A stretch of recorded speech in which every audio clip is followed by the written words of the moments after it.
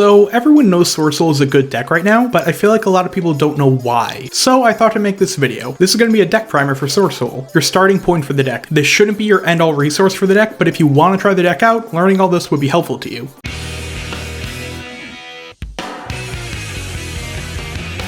So let's start off with what Swordsoul is exactly. They're a synchro-focused deck of non-tuner worms. They have a variety of effects to summon a level 4 token that is a tuner, essentially making them one-card synchros. These tokens lock your extra deck into synchros while they're on the field, but only when they're on the field. Once they're off, you're unlocked. The main deck monsters vary from level 4 to 6, allowing for level 8 and 10 plays, but you can make 7s and 9s going through the toolbox options. There's both a combo build of it with Tenyi as well as a control build of it with DPE, making the deck very versatile and able to be whatever playstyle you want out of it. Let's take a look at the starters of the archetype. The first, and in my opinion best starter, is Moye. Level 4, and when it's summoned, reveal a Worm monster or Swordsoul card in your hand to special summon a token. When it's sent to the grave for a synchro, you can draw one card. Moye being able to reveal any Worm or Swordsoul card makes its cost for the starters the easiest to meet, as well as drawing one, so it goes +1 card advantage, as well as chain blocks your synchro's effect. Next is Longwan, a level 6 that's able to summon itself and a token by discarding a Worm or Swordsoul card. It also burns for 1200 when used for a synchro. Longwan is basically your plan B, where if your Moye gets impermed or veilered, Longwan is able to summon itself to pick up where you left off. The burn also gives the deck an in-engine win to win in time, which is very valuable to have. The next starter is Tae, which is the least powerful of the starters. Being level 4, it can banish a Worm or Swordsoul card in the grave to summon a token. It's good for follow-up turns to recur your resources, but on the very first turn, you don't want it to be your only starter because it needs grave setup. Using it for a synchro summon, though, allows you to foolish any Worm or Swordsoul card, which in my opinion is better than 2 effects, allowing for graveyard setup. And finally, the level 4 tuner, Ecclesia the Virtuous. It isn't a Swordsoul by name, but its effect to tribute itself to summon any Swordsoul from your deck is incredibly powerful, allowing you to pick which one of your other starters is best for the current situation. Think of it as 4th, 5th, and 6th copies of all your starters. It has a recursion effect where if a fusion monster is sent to the grave, you can add it back to your hand, but we'll go more into this later. Now that we've discussed the starters, we'll talk about the main spells and traps of the deck. They can either search your starters or disrupt your opponent. Swordsoul Emergence is eroded for the archetype, but if you use it while you control a synchro, you can search any worm instead. And if it's banished, you can decrease or increase a worm's level, which both spells share this effect. While Ecclesia is your 4th, 5th, and 6th copies, Emergence is your 7th, 8th, and 9th, making the deck scarily consistent as almost a 4th of your deck is your starters. And the level modulation comes up for the toolbox options we'll talk about later. Swordsoul Summon is a monster reborn for a Swordsoul or any worm if you control a synchro on board. It's good for follow-up, but it doesn't really help search your starters. But a searchable reborn is never bad to have. Now, Swordsoul Blackout is an amazing trap card, a better Icarus attack for worms. It destroys as the effect, not tributes for cost. So if they negate it, you don't lose the worm you target, but it needs to target exactly 2 of your opponent's cards, not up to 2. So keep that in mind when using it. It also summons a token when it's banished, so it can make for a decent extender. If you pair it with Taya's effect, banish for a token, it makes it so even if they negate your Taya, you still get a token off of Blackout. The back row gives a boost of consistency and disruption to the deck. Now, before we get to the synchros, let's talk about the cards that aren't the best and why they're like that. We'll start off with Chunjun. It's level 6 with the effect of if your Worm monster battles a monster summoned from the extra deck, it can destroy itself and the monster. If it's in your hand, you can tribute a monster on field to special summon it. And if it's used for a synchro summon, it can banish a card on the field or grave. Now, Chunjun had potential, but it's not a starter, it's an extender. So if you only open access to it, you can't do anything. Needing board commitment to bring it out isn't that good, and the fact that it doesn't generate a token itself and needs to rely on other cards leaves it dead in the water, which is sad because the banishing effect is good and could have seen some play if it made a token. Next is Iris Swordsoul, the only non-worm official Swordsoul card, as Ecclesia wasn't technically a Swordsoul. If a monster whose effect was negated is on field, you can summon it from your hand. Being level 8, it already clashes with the rest of the deck, and while it has a strong on-field effect, where if your opponent summons a monster, you can either special one from your own hand if they summon it from the hand, draw 2 if they summon it from the deck, or destroy one if it's from the extra deck. There's not really a reason to play it over Longwan. It'd be better in a separate deck rather than Swordsoul. Finally, there's Swordsoul Assessment, a trap card where you can banish up to 5 Swordsoul cards or worms from your grave, and a monster you target gains 300 attack for every card banished this way. A very outdated and slow battle trap. The token generating effect it has in banish is nice, but not enough to save it. This is a bad card. Now for the deck's 2 main bosses, Xizhao and Chengyang. Xizhao is a level 8 synchro with 2800 attack. If it's synchro, you can banish or add to your hand a Swordsoul card. When paired with Moye, this gives you a +2 in card advantage while letting you chain block Xizhao. And as a quick effect, you can banish a worm from your hand or grave to negate a monster on the field. You can only use one of these effects per turn, though once you get to your opponent's turn, that's not really an issue. You typically want to add either Long Run off the search to have access to a level 10 play, or Blackout if you value the double pop more. As for Chang Ying, it's a level 10 synchro with 3k attack. It gains 100 attack for every banished card, and lowers your opponent's monster's attack by 100 too, basically giving you a 200 attack buff for each banished card. And it's hard to out with destruction, as once per turn, it can banish a worm from the grave to not be destroyed. It also has the effect where if itself is banished, you can banish a card on the opponent's field and in their grave. And again, you can only use one of each effect per turn, and for this one that might actually come up. Both of these monsters are powerful in their own right for different scenarios, whether it negates your opponent's plays before they get started or beating them down with outrageous attack. They're both staples of the deck no matter how you play it. Now, Swordsoul isn't perfect. Its major weakness is a lack of follow-up. It's very hard to stop you, but if you are stopped, you're a sitting duck. There are builds that focus more on the grind game, but if you're ever outed, you've all but lost. So play safe, because one wrong play can cost you the entire game. Now that we've covered the core of the deck, it's time to see how you can make it yours, with how it can toolbox other options. Some good 7s and 8s for the decks are Baxia, Yazi, and direYGO Berserker, all of which being Worm. Baxia is a decent board breaker and can revive monsters to further extend into more plays. While Baxia is a board breaker, Yazi is a brick breaker. If you ever get a hand that's hard to play, Yazi lets you summon your engine from the deck in order to get rolling into your normal plays. And direYGO Berserker is an OTK machine. It can end games like nobody's business. Now for the level 10s, Barone is basically another Swordsoul. This is an amazing card for your deck, and it's not worth playing Swordsoul if you don't have access to it. A negate on a level 10 can get you access to 2 negates on your opponent's turn. Now for the main deck, depending on your build, you can either throw in hand traps and back row, IDP, torrential, gamma, everything you can think of to help your Swordsouls keep control of the game state. And the best engine for this playstyle is DPE. Being able to recur itself every turn as well as getting Ecclesia's effect to add itself back to hand synergizes with the deck in an amazing way. DPE being 2500 attack 2 is nothing to scoff at, as well as Celestial being able to draw 2 if you do ever run out of steam. It's a necessity if you want to play a control build of this deck in the current day. For a more combo focused build, the Tenyi engine is good. Ashuna and Vishit are level 7 worms that can special themselves if you control no effect monsters, so onto an empty board. Linking them into Monk of the Tenyi lets you either compulse one of their cards with Vishita, or special summon Adhar with Ashuna. Adhar is a level 1 worm tuner. This gives you access to level 9 synchros when paired with your Swordsoul engine, letting you go into Chaofeng, which when used with Baxia stops all light effects, so no need to worry about Nibiru. Now both builds of this deck need to currently play Protoss. It's a worm, so it's searchable by emergence when you have a synchro on board, and by banishing 3 attributes from grave, which all the Swordsouls and Tenyis are different attributes, you can summon it and lock your opponent out of darks until the end of their turn. If you're not main decking this card, you better be side decking it because it guarantees a win against some decks. That about wraps everything up for the basics of Swordsoul. Again, this isn't the end all be all of the deck. I didn't even touch on the virtual world build of the deck. This should be your starting point. Where you go from here with the deck is up to you, not me. Huge shoutouts to my mod Seal for helping me compile all this information. A link to their full document as a deck primer will be in the description, included with there are some deck lists as well as a bit more detail on things I brushed over. Please consider subscribing, joining my Discord, or supporting me on Patreon. I hope you enjoyed this video and decided if Swordsoul was right for you or not.